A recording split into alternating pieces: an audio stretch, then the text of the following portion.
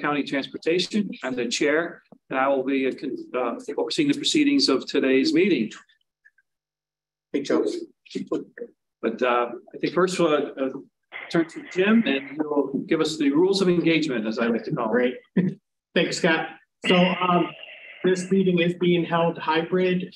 We have a few people in the room and more people online. It is open to the public. The audio and video is being recorded, and the recording will be archived for viewing later. People that are joining us online through our publicinput.com portal can offer comments or questions via the chat. I think it's an email, text, or recorded voice message. We will have an opportunity during the public input spots on the agenda for folks to speak in real time with the rest of the group. Next slide.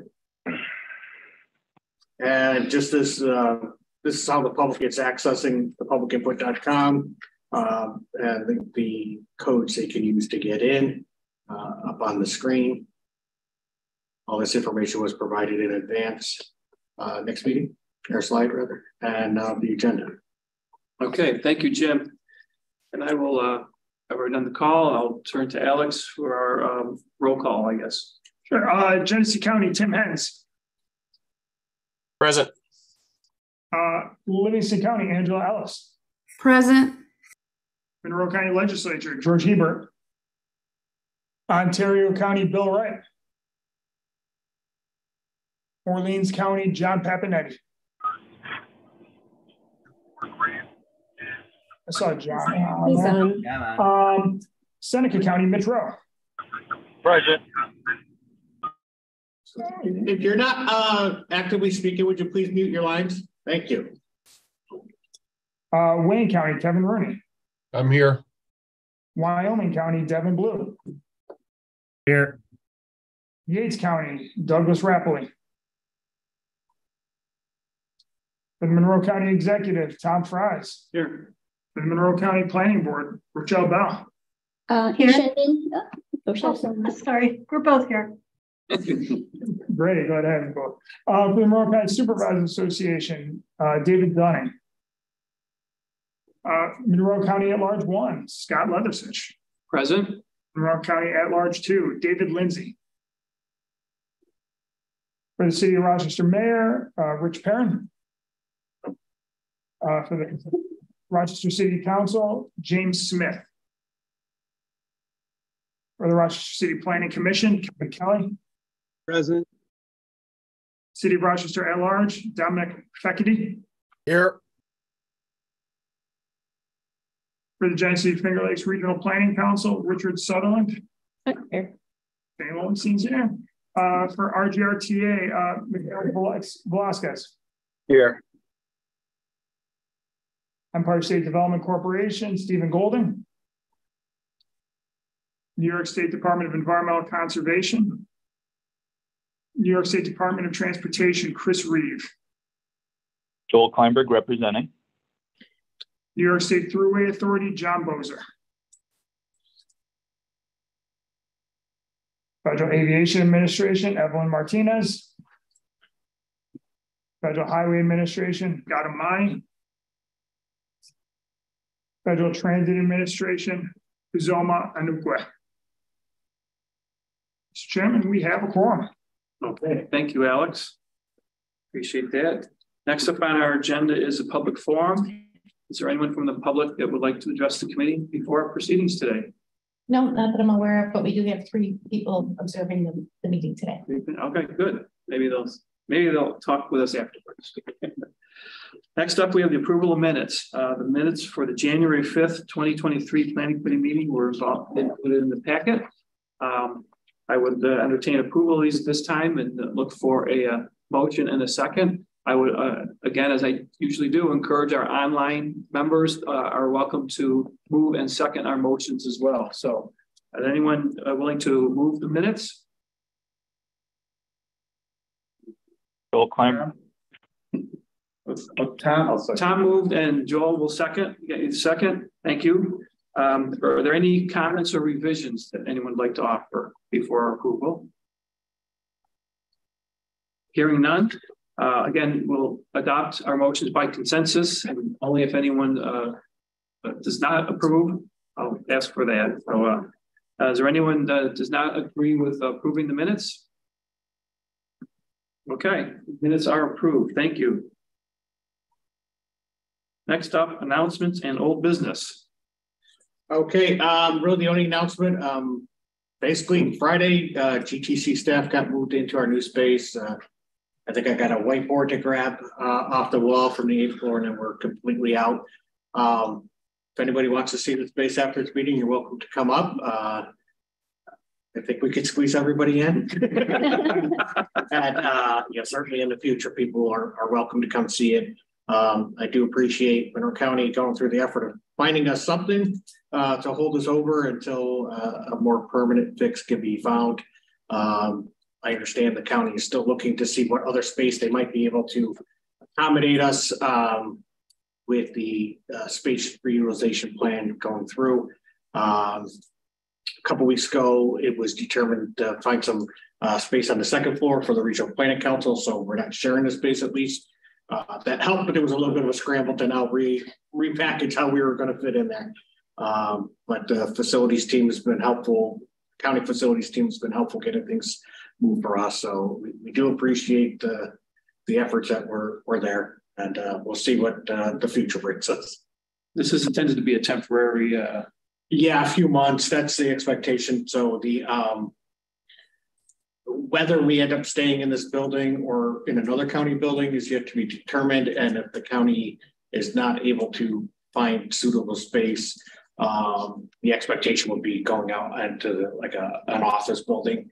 And Richard Sutherland from the Regional Planning Council and I have had conversations. There's a strong desire to stay co-located and be able to improve our collaboration. Since our teams are complementary in the areas of focus and cover the same geographic area.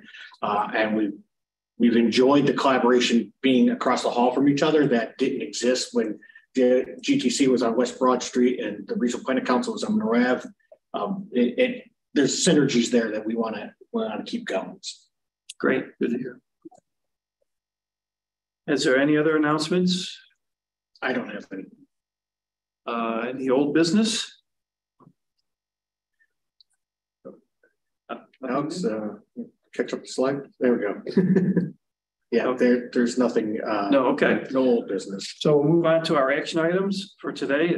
First action item is regarding the Unified Planning Work Program. So it's a recommendation to the board concerning adopting the fiscal year 2023-2024 Unified Planning Work Program.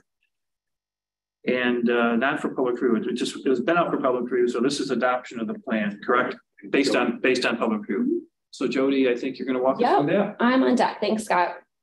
So as reported in January, the Unified Planning Work Program, or UPWP, is a program of federally funded transportation planning activities to be undertaken by GTC staff, its member agencies, and other jurisdictions in the Genesee Finger Lakes region. The fiscal year 2023-2024 UPWP will support planning activities for the period beginning April 1st of this year and ending March 31st of 2024. So projects that are not included in the current UPWP that are not complete as of March 31st of 2023 will be rolled over into the new UPWP. I do want to express my appreciation to the members of the UPWP Development Committee that helped evaluate and recommend the program and projects.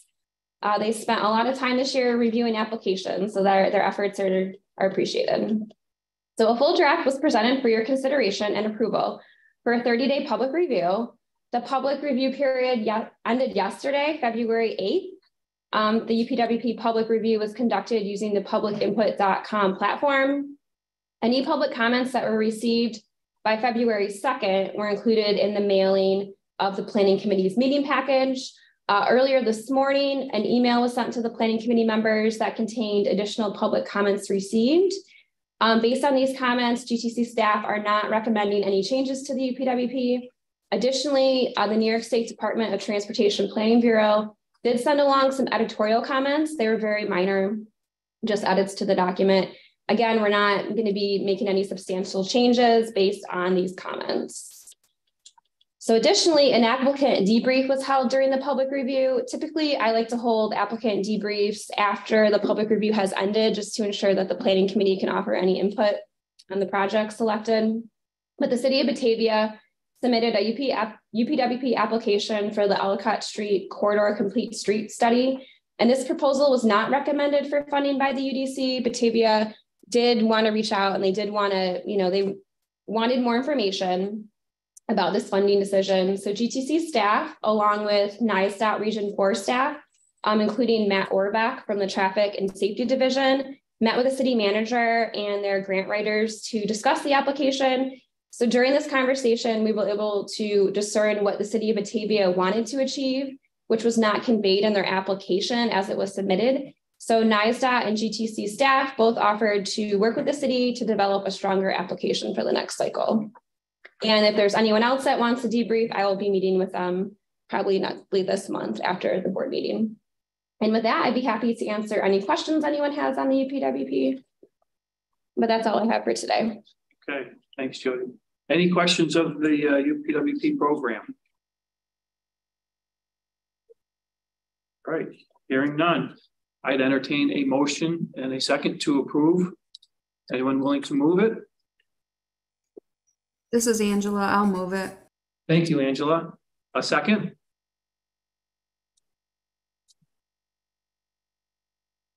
Kleinberg, second. Thank you, Joel. I appreciate that. Okay. Again, any questions or comments? Additional questions or comments? Hearing none. Anyone opposed to advancing the UPWP program to board approval? Hearing none. That passes our committee. Thank you very much, and thank you, Jody, very much for your help on this. You did a nice job.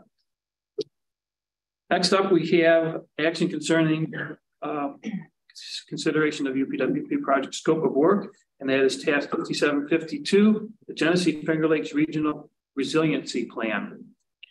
Joe Pavenci will talk about this. Joe's okay. All right, thanks, Scott. So I'm just going to run over the just some notes from the scope of work, which has been included in the meeting package.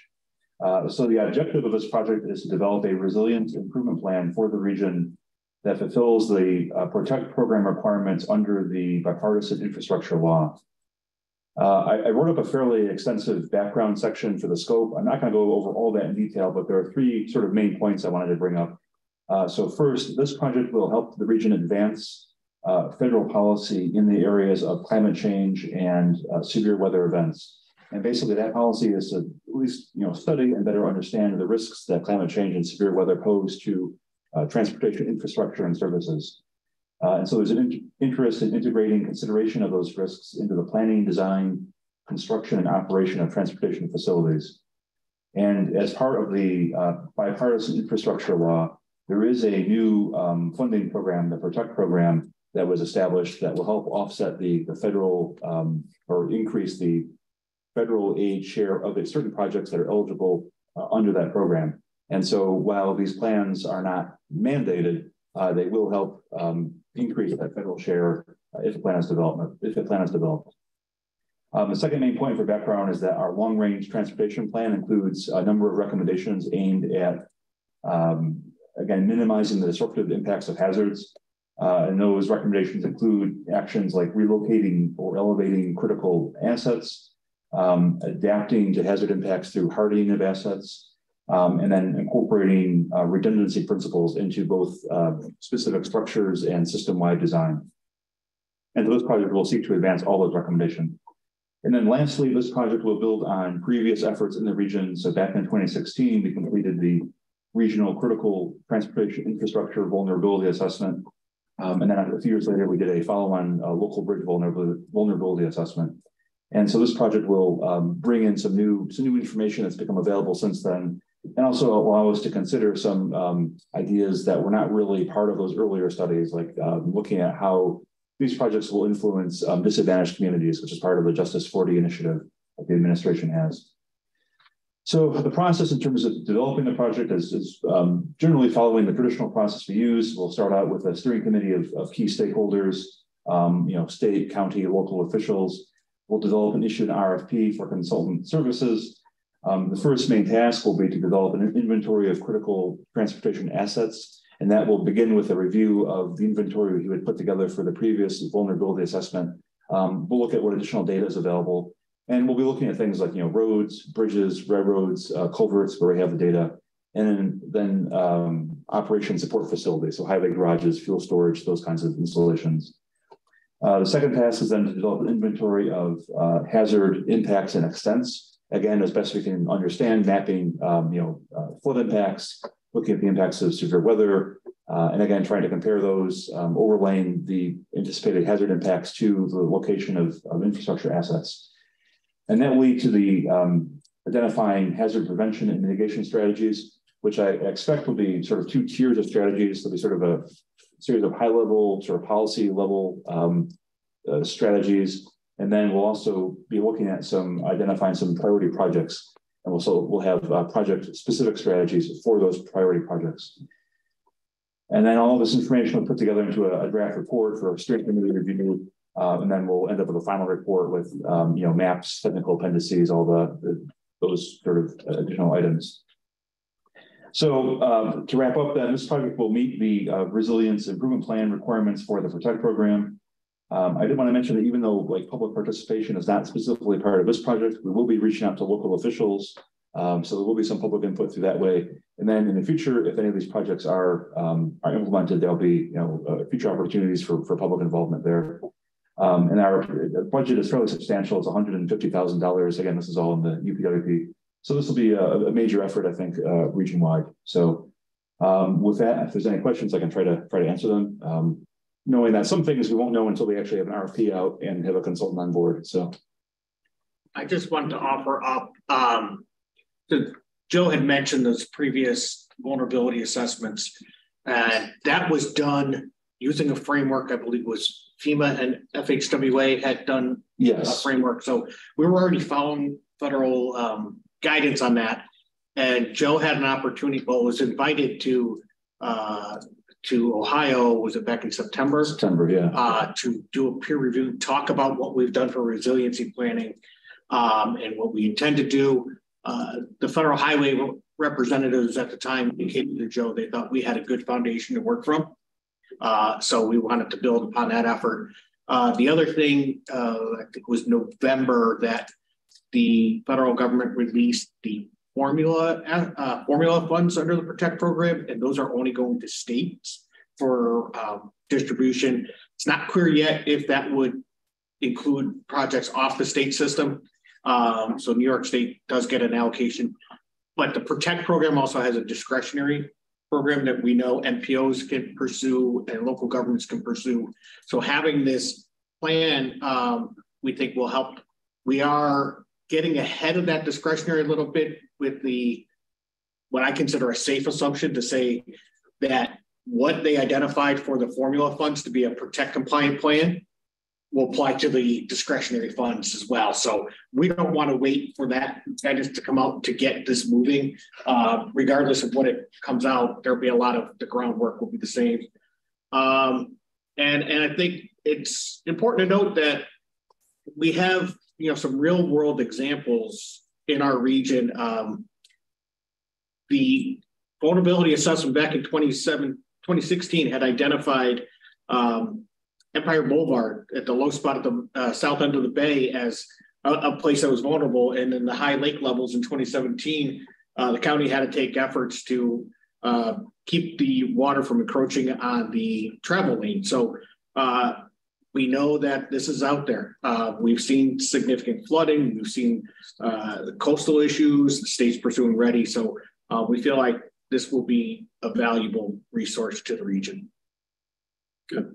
That's good. Yeah, that was one of my strategies. So with this, set some of these projects identified for some funding opportunities. So you answered that. So the resiliency funding, and again, as Joe mentioned, by having this plan, it increases the federal share from a traditional 80% to 87%, and then we can incorporate it by reference into our long-range plan, which we would do when we adopt it, and that ups it from 87% to 90%. So we can get a 90% federal share on resiliency projects.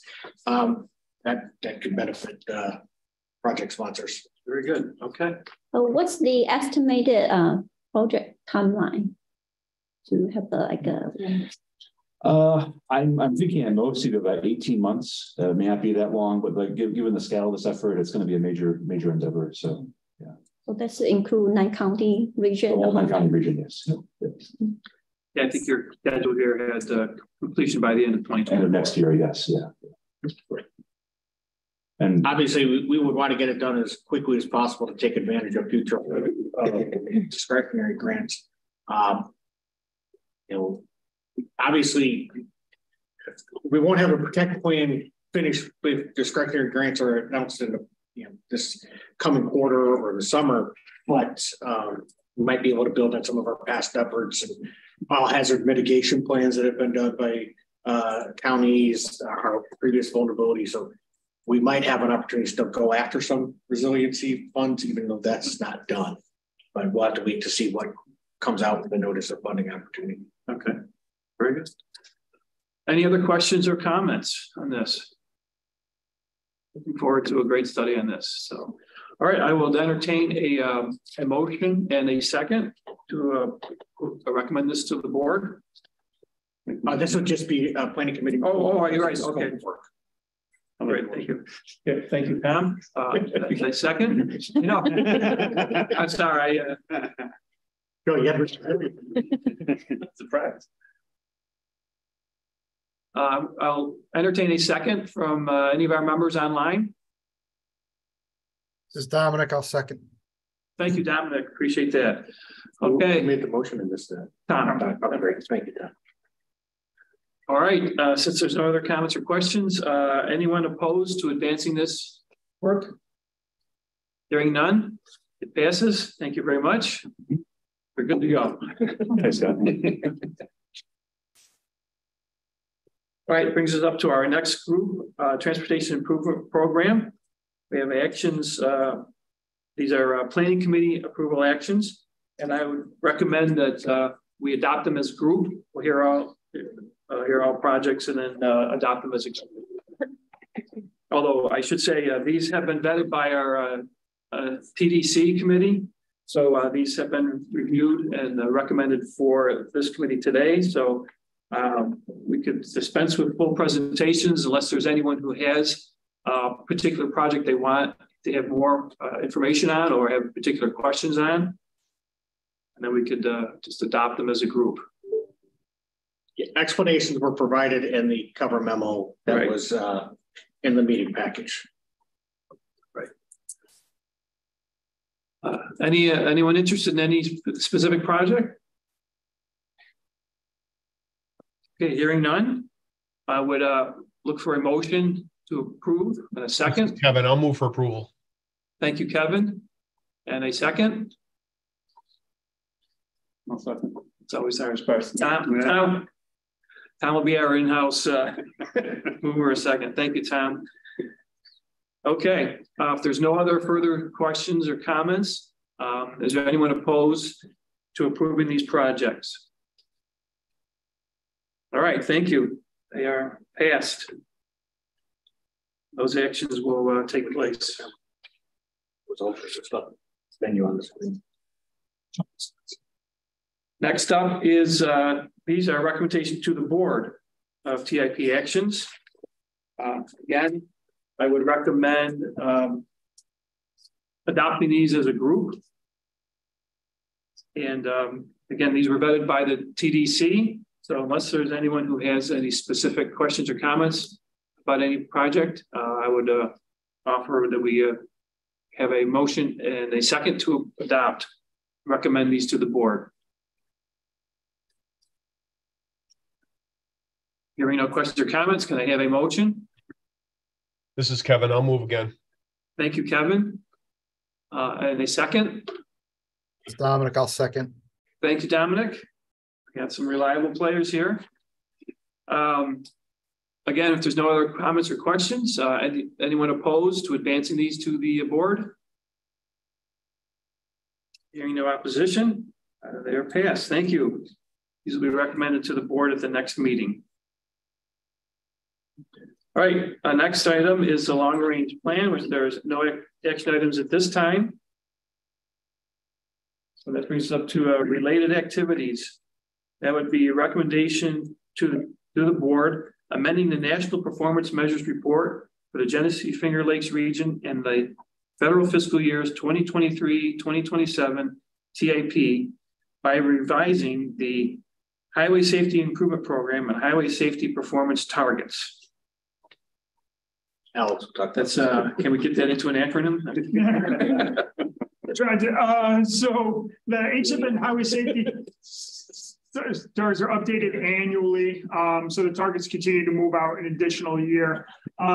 These are submitted by two agencies, New York State, NISDOT through their Highway Safety Improvement Program report, and the Governor's Traffic Safety Council, their Highway Safety Strategic Plan. NISDOT's report goes to FHWA, and the Governor's Traffic Safety Council goes to NHTSA. And they're both required for their respective types of funding, those two respective family trees. But thankfully, New York State, and as a testament to both of their cooperation, they are both the same sets of targets. So they collaborate on those. And since we've been doing, GTC has been required to consider performance targets, we've agreed to support the state's targets. These have been integrated and will continue to be integrated into our National Performance Measures Report, as well as the anticipated effects of the TIP acknowledged as well. So the targets, 2020, the current targets for 2022 will be archived, and the targets for 2023 revised. So these are continuing. The targets are still a reduction from the baseline year. So for the 2023 targets were set based on 2020 numbers. So even though there are some targets that do increase here, it's New York State is still looking at reducing fatal and serious injury crashes over the near-term horizon. I also want to just take a step back to report on how we have been doing. So for 2021, the baseline that was used and kind of the methodology was provided in the memo. So the baseline was set on a rolling 5-year average that ended in 2018. So that the target was based on a trend line that was capped at 2% for a target was adopted.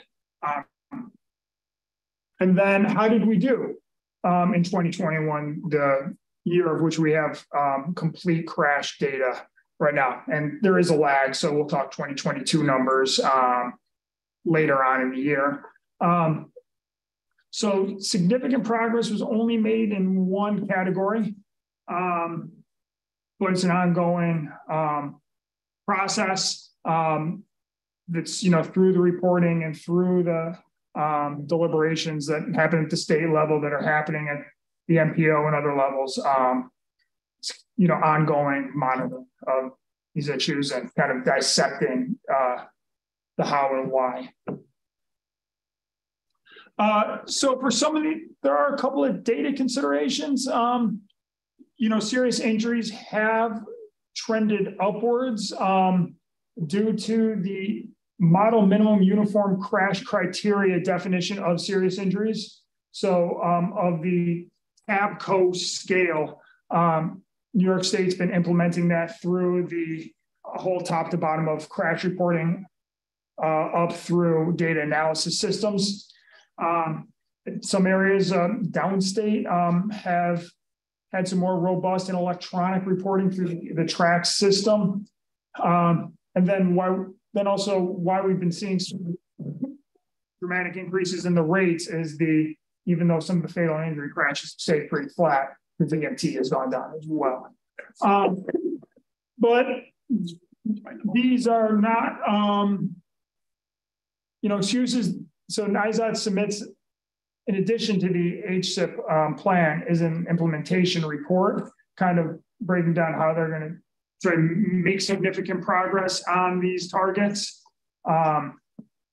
Further document the strategies that are included in the strategic highway safety plan, and talk, furthermore about obligating additional HSIP funds, to, work towards achieving those targets.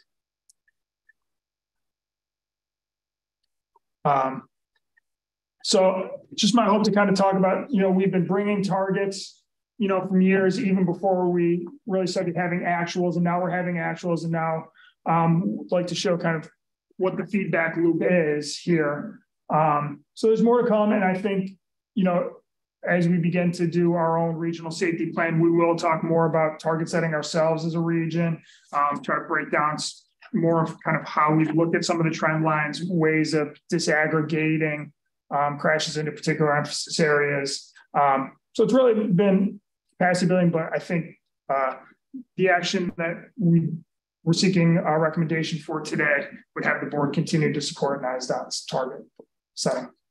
Alex, if you go back one slide, I just wanted to emphasize on that reduction in the vehicle miles traveled.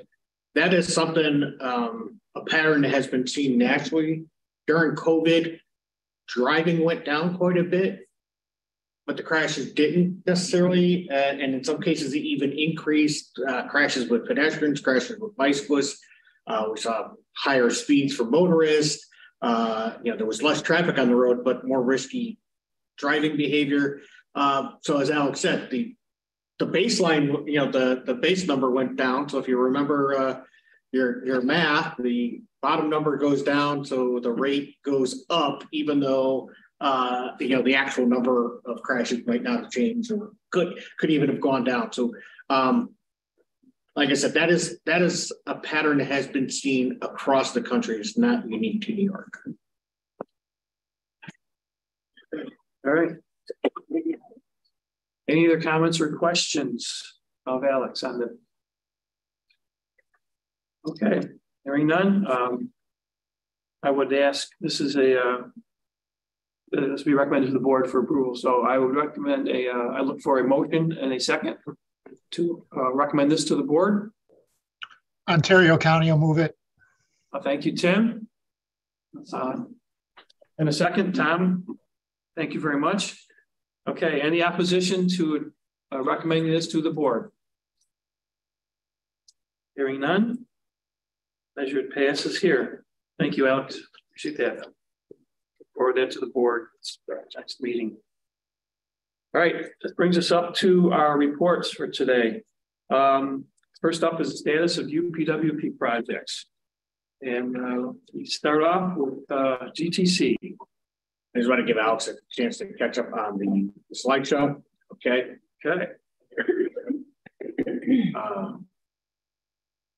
And he's going to be capturing some notes on the fly, particularly from the other agencies.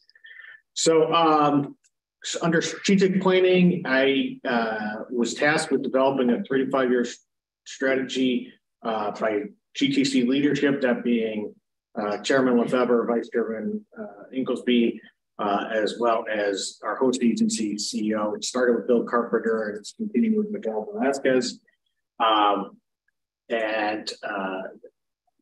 My write-up got delayed a little bit by scrambling on the move, but it was submitted earlier this week.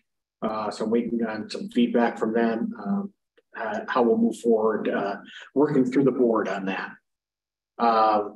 For implementation, bipartisan infrastructure law implementation, continuing to stay apprised of funding opportunities. Actually, I was on a webinar yesterday with discretionary grants. I do have some information later in the meeting under the federal funding that I'll get into those a little bit. Long range plan, we're in our quiet period for that with a 5 year cycle, so no activity report on that. Staff technical assistance, last month Bob presented the DeSoto's Point project he did, so we're complete for this fiscal year. We do have continuing to have funding in the UPWP that was just recommended for approval to do more staff technical assistance during our next fiscal year. Town of Lyon Supervisor Jim Brady had already asked us after the last board meeting about trying to look at some pedestrian facilities out in the town of Lyon. So that will likely be our primary staff technical assistance this coming year. If there's an opportunity to do more, we might. And we're looking to potentially grow that technical assistance program in the future. It was something that was kicked in about 2 UPWPs ago when we had an application that wasn't the need for the community wasn't quite big enough to be a full-blown consultant study, but this sort of fills that gap between getting a full study and the resources that the community doesn't have. We can step in and try to help out. Household travel data collection, nothing new to report since last month. Active transportation program, wintertime activities are relatively slow. When we meet again in April, I expect we'll be a little bit more to talk about on there. The Complete Streets program, the 2023 cycle that Reconnect Rochester's Complete Streets Makeover program is doing has kicked off with a steering committee, I guess you would call. They met to kick off. They're going to start analysis of Arnett Boulevard and Warwick Avenue with a springtime going out and doing the implementation of temporary fixtures with community event. Last month we got a presentation from Mayor Sari Poli about that.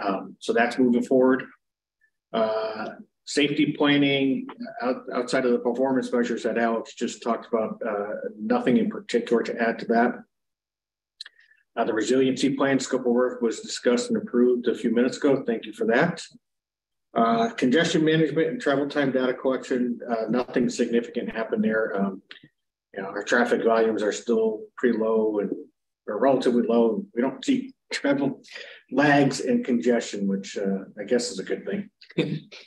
The Route 96 over 14, Route 14 strategic divestment analysis, the evaluation team, consultant evaluation team did identify the preferred consultant, and GTC staff is working on getting the contract together. We had some discussions with the winning team to make sure we incorporated some of the local and county concerns, some stuff we learned during the evaluation that could influence the project. So we want to make sure that the consultant team was okay with that, even though it wasn't expressed in the RFP, and they are on board with it. Things like a sewer line that's being extended that could change the potential development opportunities at that intersection with any land that gets freed up. Kind of an important consideration when you're looking at future use. So, the Finger Lakes Regional Performance Measurement Evaluation System that was presented last month and recommended for closeout. The board will consider that in 2 weeks. The Transportation Performance Management Enhancement Project, the RFP has been finalized and is scheduled to be released on February 17th. And the Regional Freight Plan Update, a scope of work was approved last month, so we're moving forward on that. We'll be developing an RFP to get out fairly soon. Okay, thanks, Jim. Any questions of GTC's activities? All right, let's move on to the Genesee Finger Lakes Regional Planning Council. Jenny's going to talk about their projects.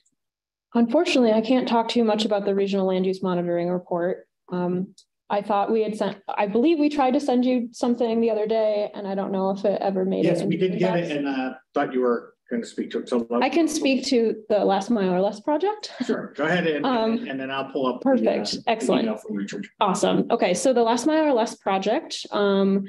I recently sent out emails to all 188 communities in the region to complete a survey about their site plan review process. As of yesterday, we had about 62 communities respond to that survey. and it's a lot of individuals who are either on the planning board, our planning staff, or our code enforcement officers who can talk directly about the process and their communities. That survey is going to close on February 13th. I sent out a reminder email earlier this week, so hopefully I get a couple more responses to really get a robust understanding of what communities are doing. Is their site plan review process actually creating projects that are optimal for their communities, allowing for walkable communities and walkable neighborhoods? So again, that closes on February 13th. We're continuing to do research on site plan review processes, inventorying all the site plan review documents that we can find, and being able to work on the handouts and the different training pieces that we will be able to provide. I also just reached out to Monroe County municipalities specifically to do a forum for Monroe County communities to be able to communicate with them directly about their site plan review process. The goal there is to understand if there's any way that communities in Monroe County can collaborate to make development easier on them, make the process more streamlined, and again, ensuring that projects are more optimal. If that goes well with Monroe County, we are hoping to do other forums with the other 8 counties as well. We're also understanding that there's we're trying to make sure we get this all done in a timely fashion, and also making sure that these forums are can speak directly to the final product of this project. All right. Yeah. Thank you. And the update on the land use. Yeah, so Richard had provided that. So Alex did drop in. So they did send a survey out in the middle of January. 32 responses have come back already. Just a reminder that Monroe County, because this is coordinated with Monroe County reaches out to the communities there and then provides that responses back to GFL. And then Seneca and Wyoming counties do county level municipal permit data. So that many fewer communities that Emily needs to communicate with. So their things are rolling in, but they ask that particularly the county planners, anybody that is in contact with various municipalities, please encourage their code or zoning departments to respond to the survey, and they can reach out to Emily and Royce if they have questions or feedback on the process. All right, thank you. Any questions of Tennessee Finger Lakes projects? Okay. Hey, this is Angela. I do have a quick question. Sure. Sorry. I guess for both of those projects, in terms of the response that you're getting back from the various municipalities, can you let the counties know who you have heard from so that maybe we can follow up with the balance of communities that haven't responded? Absolutely. I can reach out to the counties this afternoon. This actually is a good segue because I believe that I'm probably missing a couple pieces of contact information for a couple communities. I think I have contact for 175 communities. so close. But yes, Angela, we can do that. Okay, perfect. Thank you. And can you ask Emily to follow up on the land use survey? Yes, so they know? Absolutely. All right, any other questions or comments? Great, thank you. That moves us on to Livingston County. Angela, can you help us out with that right again? It looks like what's on the screen there in terms of update is accurate. So I think folks still remain excited to work on the project, and I think comments are due on the first technical memo by the end of this week. So it's progressing. This is one of those projects that's really exciting because as we start talking about resiliency type stuff, that's going to be built into the study. The town already has capital funds set aside to implement some of the pedestrian improvements, but they took a step back and said, hey, let's understand the bigger picture before we go put in something permanent. And this is really the intersection of transportation, land use, environmental. It's a really good project to be looking at. Thank you. Thanks for that comment, Jim. We're actually getting ready to update our Canisius Lake Watershed Management Plan, and we're going to be dovetailing that effort into this project so that hopefully the two projects will work well together. Great, good news. Okay, thank you, Angela. Monroe County. I can start the land use monitoring report. We haven't sent out the survey yet because we have to wait for we close out all the 2022 projects. It takes 30 days. We have all the data we need, and now we just need to send a survey out, planned to be later February or early March. And the municipalities that will have 3 months, about 3 months to respond to, and usually we do a lot of calls. And like Jim just mentioned earlier, this will be collaborate with Genesee Finger Lakes. We will send out their part survey with ours, and we follow up with the survey response at the same time.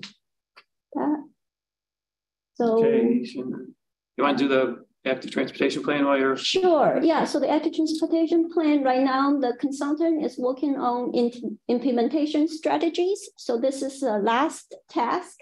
After that, they will work on the plan development. So we'll be combine all the pieces and have the final development of the document in April and May. And coming up, the Project Advisory Committee will happen in February 28th. And then we have a scheduled public workshop in March 22nd. And that will be the last public workshop to solicit public input for the recommendations and implementation strategies. All right. That's it. All right, thank you. High accident location program, no updates since last meeting. Okay. All right, any questions of Monroe County's work? All right, thank you. On to New York State DOT. We're going to be deferring to Joe. Yeah, I put the notes in there. So with 5903, the recommendation memo, which is the final tech memo for the project, has been complete. And we have our steering committee meeting tomorrow morning to discuss that. The next step will be then to develop the draft report. We'll have a final committee meeting in mid-March and hopefully be substantially done by the project by the end of March. And then under 6216, we're still in the inventory and assessment phase. So again, looking at the current location and conditions of signs. And I'll mention real quickly, thanks to the city, they have some good GIS data that we're working with. So we're not creating anything from, or the consultant team is not creating anything from scratch. They've got a good foundation to build on and just modify for this project. So there's a lot of very detailed work, that's all. So. Okay, great. Thank you, Joe. Any questions of Joe? All right, Ontario County. I can update that, Scott. All right, thanks, Jody. Yep, the RFP was issued on January 20th. Questions are due February 10th, which is tomorrow. And the RFP itself is due on March 3rd. So we're moving forward with that. All right, thank you, Jody. City of Rochester. Dominic or Kevin, are you sorry about that. I had to unmute. Pack number 5 was held just 2 days ago on the 7th of February. Prioritization framework and performance measures for the program were discussed at that meeting.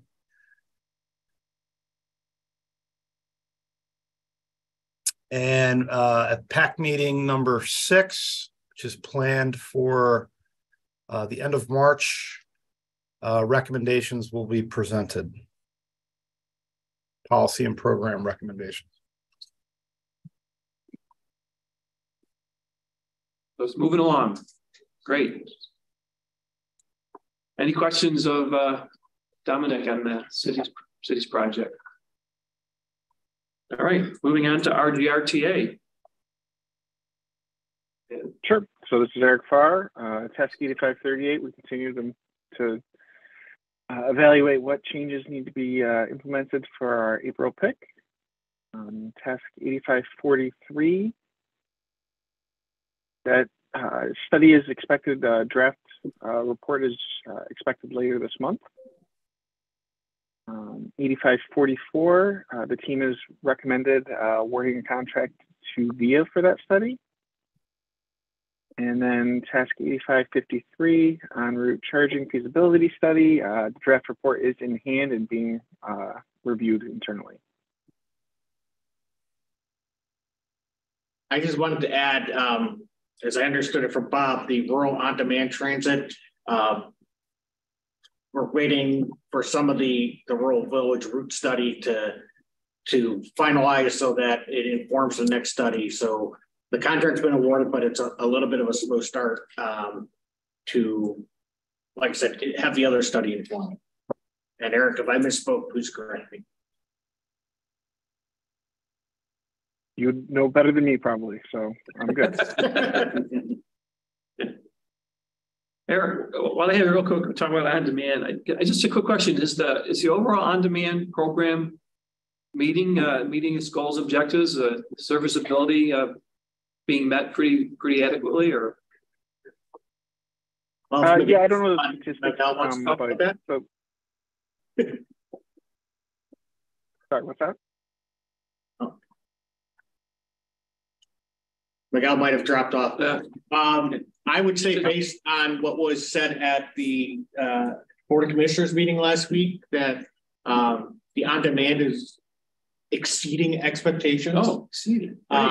They, back in September, they changed the app interface that was people used to get the rides. The original application kind of limiting. The algorithms didn't do a great job of filling the vehicle, and you think of something like Grease Ridge Mall, and somebody's at this location or that location, then it would send like 3 different vans instead of one. And they've designated some pickup points as help, but I think it was last Wednesday, the day before the Board of Commissioners meeting, there was over 20,000 on-demand rides provided in one day.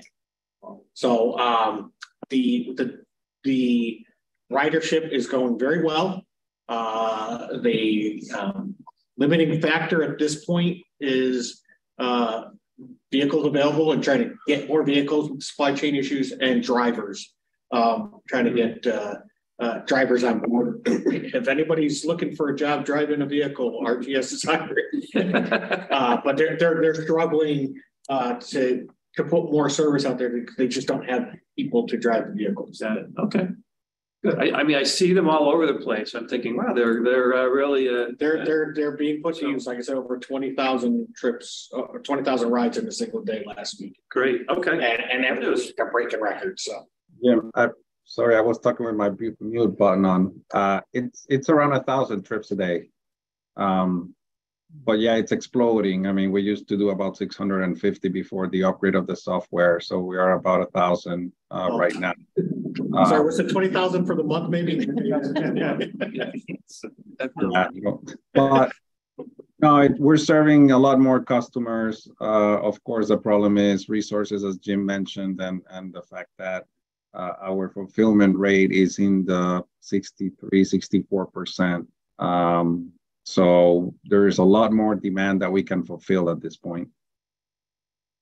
Got it. Okay. Great. Thank you for the update. I appreciate that. Greg, I have a question for Atia. Do you collecting those data where you pick up those, demand requests? Yeah, we have all the information on pickup and drop-offs, and what are our highest origins and destinations. That would be great. So yeah, if we need some data to do studies, and it's awesome. Thank you. Great. Thank you. Any other questions of our GRTA? All right. Thanks for the update, Miguel and Eric. Appreciate that. On to Wyoming County. So that I don't know, Devin, do you want to talk to that, or we can do for you? It's up there. The RFP is finalized and it's scheduled. That's another one scheduled to go out on February 17th.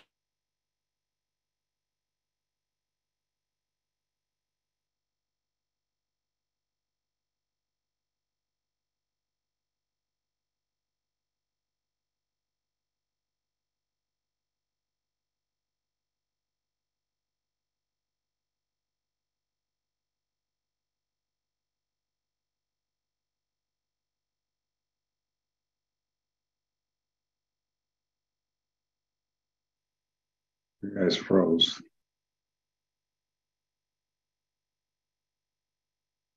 I don't hear anything from GTC right now. I'm not sure if anyone else on the line does. No, I can't either. Neither can I. Seems like they're frozen up. Yeah. Hopefully they know that. I think we just I'll shoot out text. The phone too, because the light went off. We'll get this back up, but basically the Canal Pond Business Park connectivity study, the consultant has been compiling data for the project area and is moving forward. Okay. The West Webster Hamlet Revitalization Plan. Steering committee meeting was held on January 18th. And a citizens committee was held on February 1st. That project is pretty far along. There's still a final public meeting to be scheduled and perhaps another project advisor committee. But I'm hopeful that we'll be looking at a closeout in April at the April meeting. And we're still working through the technical challenges of getting the I haven't done that. All right. Any chance we can get that bigger? No, I'm not sure. Yep. Oh, I got to share.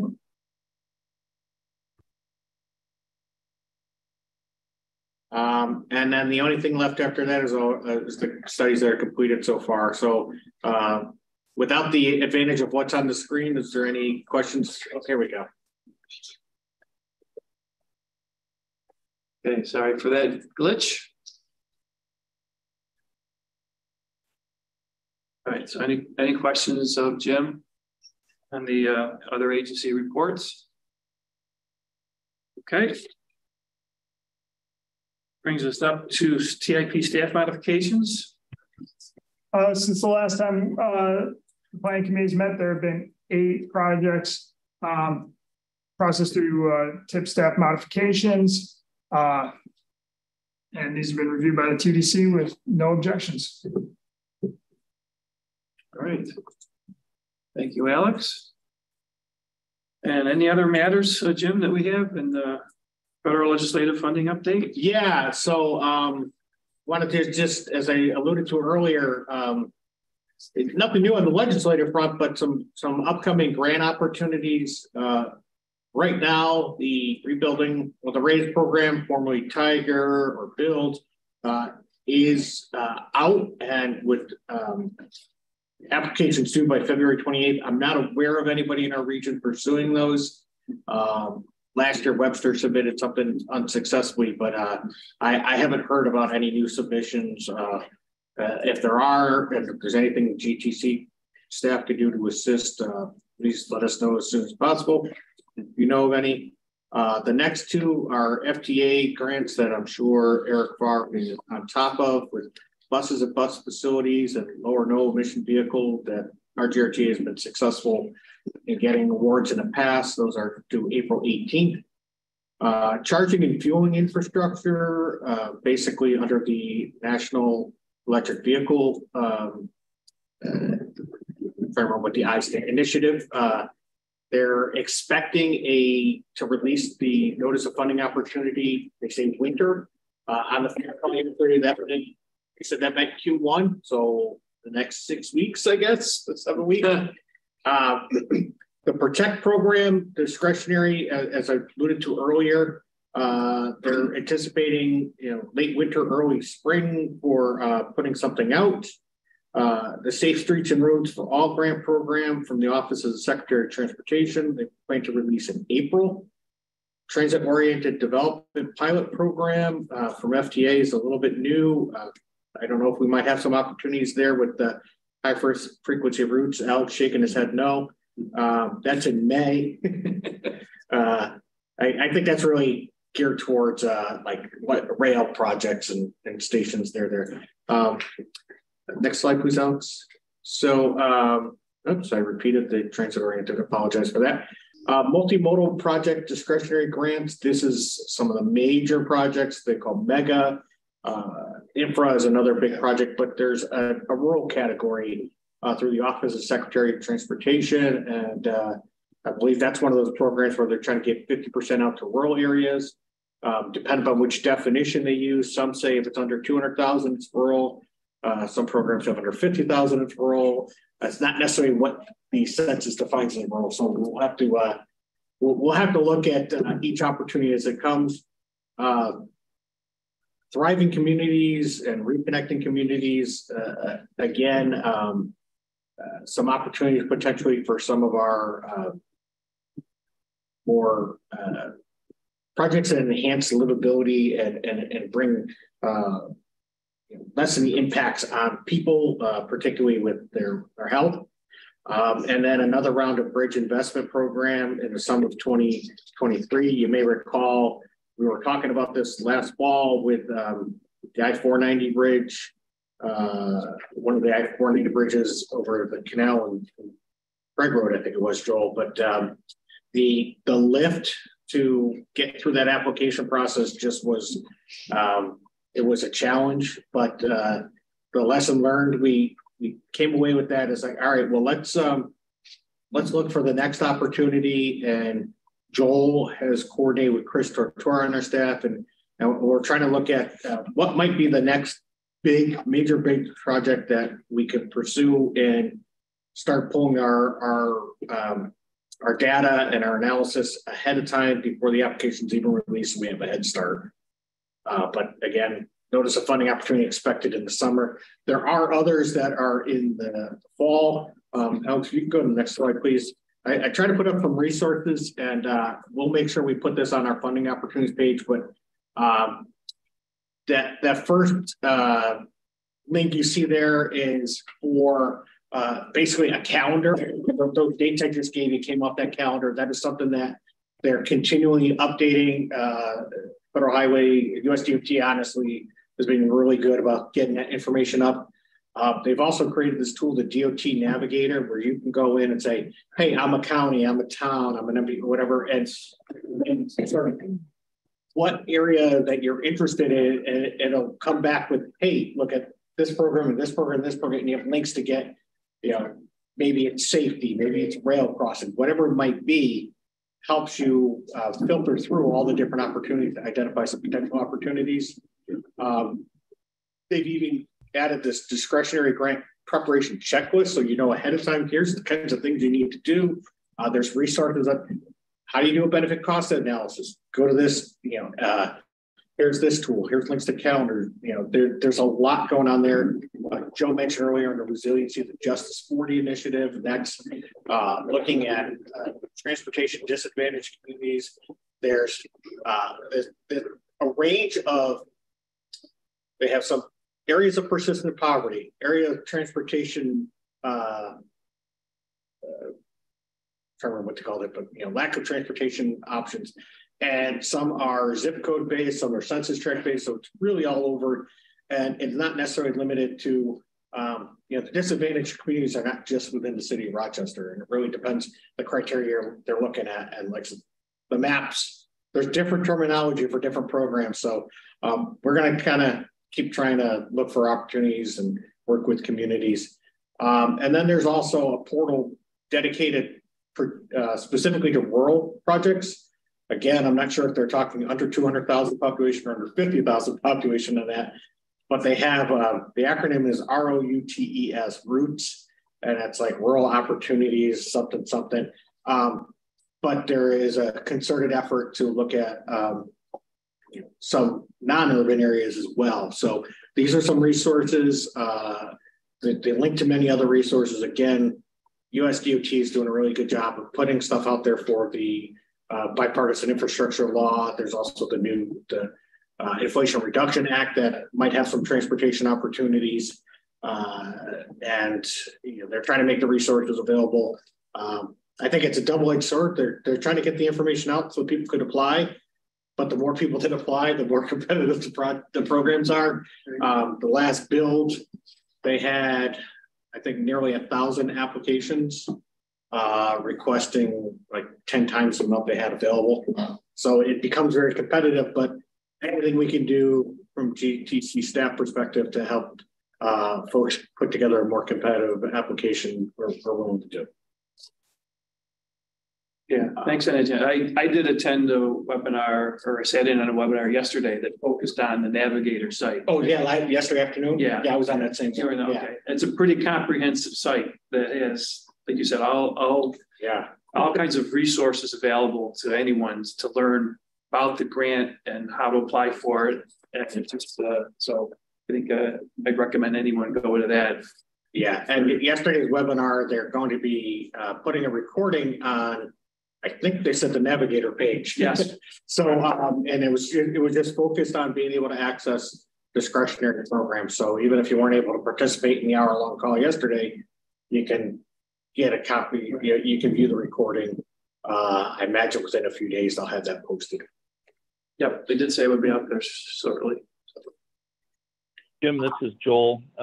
I'd like to add, if anyone is considering submitting an application for any of the numerous opportunities, that they should please reach out to me. In addition to GTC's offer, State DOT does have resources available to help. We've had a number of successful application submissions in the past, but I also want to make sure communities are going in eyes wide open. The applications themselves are a bit of a heavy lift. As Jim noted, they are competitive. And then should you be a successful applicant, the paperwork associated with tracking the funds is above and beyond what we are typically accustomed to for a traditional federal aid project. So I don't want that to dissuade anybody, but I do want, again, applicants to go in eyes wide open. So again, if anyone sees anything that is of interest and they're serious about pursuing, I'd appreciate if you'd reach out to me at State DOT. Thank you.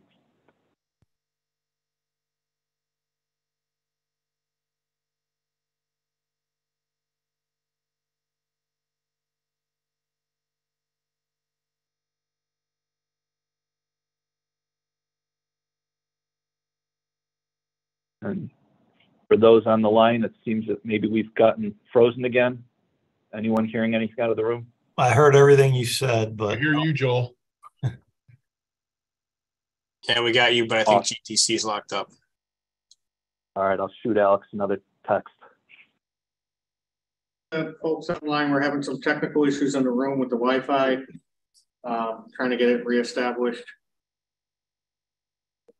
So we're back on here, audio here. Laura, just drag your Zoom over to the way here, but everyone's still seeing the presentation. Okay, all right, I appreciate that. Have we got, Joel, was there anything else you need to add? I'm sorry. I'm not sure at what point I cut out, but again, if anyone's submitting or intends to submit an application, I would ask that they reach out to me. All right. Thanks, Joel. Thank you. So next thing to talk about is Bridge New York. You've heard us talking about Bridge New York. There is applications were due a few weeks back, and we have a scoring team that's been looking at things. Culvert recommendations are due to main office by March 1st. So the evaluation team that includes Kevin Rooney, and I'm sorry, I forget the highway superintendent from the Albion. Albion, it's Mike. Local perspective, a county perspective, state DOT, and GTC staff looking at all these. Bridge recommendations are due April 1st. Culverts, we had more requested than we could fund, so that'd be a little more effort. The bridge, actually, everything that was submitted looks like it will fit in the funding buckets, but it's just a matter of still evaluating the bridges and make sure that there's not anything questionable that we would be sending along. Part of the challenge though is timing of when we got these and when main office said they wanted due dates.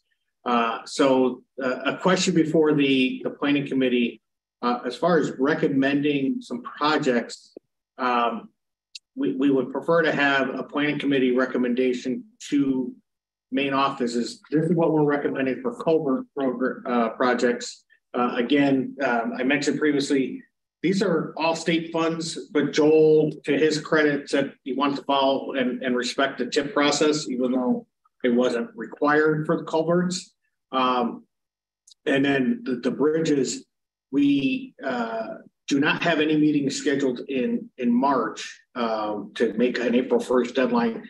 So I will be asking the committee, would the preference be to pull together a special planning committee meeting to make recommendations or potentially delegate that recommendation responsibility to the TIP development committee.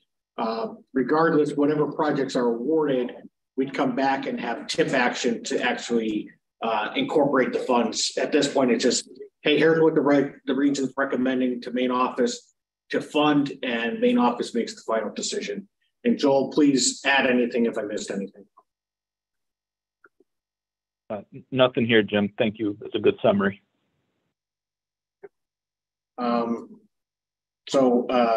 The TIP development committee has been meeting online. Planning committee, we could do an online meeting. There is, you'll see special meeting is capitalized. That is a term under open meetings law that we have to specify on the agenda. We can't add anything to the agenda at the meeting. So it would be like basically a single topic meeting, or again, the TIP development committee, which has representatives from counties across the region, plus state DMT, RGRTA, and city all have voices at that table. I don't know if any reaction. I know we just threw something at you. I mean, I would offer whatever is in our best interest to get things to where they need to be to recommend to the state in a timely manner, right? Yeah, I think the facilitating a TIP development committee meeting is probably easier from logistics and trying to get everybody coordinated and scheduled. And again, all the agencies do have a voice at the table. We don't, the planning committee has additional representation from some state and regional agencies. Although, well, GFL, RGRTA is already on the TDC, but we don't have like the at-large members or the extra from county legislature, city council. But again, this is us saying we've gone through the evaluation, we've scored, main office, this is what we recommend for funding within the available amounts, and main office makes the project selection. That sounds like a game plan for us. Yeah. So in the room in our county, you suggested going through the TDC. Is there any anybody online that wants to weigh in on that? This is Kevin. I'd agree with that. And Kevin is on the evaluating team. Okay. Sounds like there's no opposition to that, so that maybe that's the way to method to use.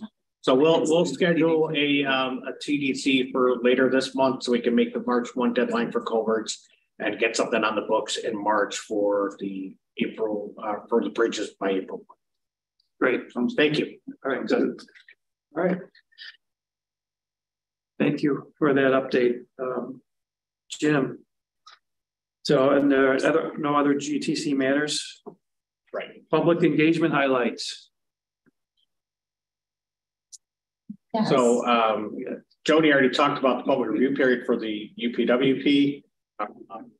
And we were contacted on Tuesday by DEC to help promote. They had a public meeting last night about there's an air quality monitoring initiative where they're going out and in disadvantaged communities with mobile air quality monitor, basically the air monitors on top of vehicles as they're driving around, They were given an update on their progress and seeking some feedback.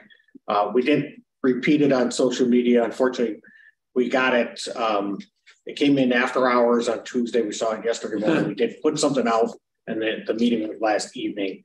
I don't know what kind of result they had. They're going to do some other, still some other sessions, and having virtual meetings. I guess the proximity is less of an issue. But last night's meeting was focused on their efforts in Rochester, hoping that they spread the word through other venues. But had we known sooner, we would have sent it out soon. Sure.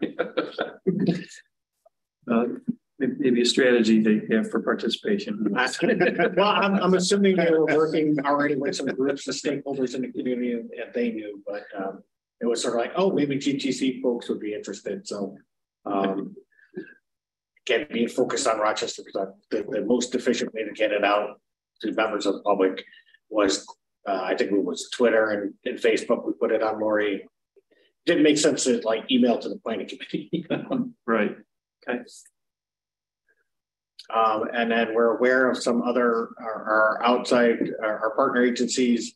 NISTOT has a public meeting today on Route 19, and on January 25th they did put out a message about paving project upcoming on Route 31. So we're happy to be included in any media releases about upcoming projects, and we have a opportunity to amplify the message potentially.